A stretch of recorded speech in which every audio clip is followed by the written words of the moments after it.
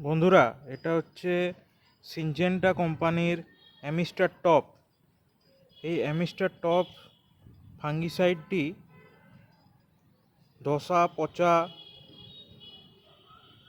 Dieback এসবে খুব ভালো কাজ করে।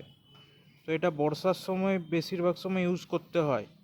বর্ষা বাদে এটা ইউজ করলে এটা গোলমাল হবে, মানে ফাঙ্গাস রেজিস্ট্যান্স করে নেবে। তখন আর দামি দামি যে গাছের ফাঙ্গিসাইডগুলো আছে সেগুলোতেও কাজ করবে না।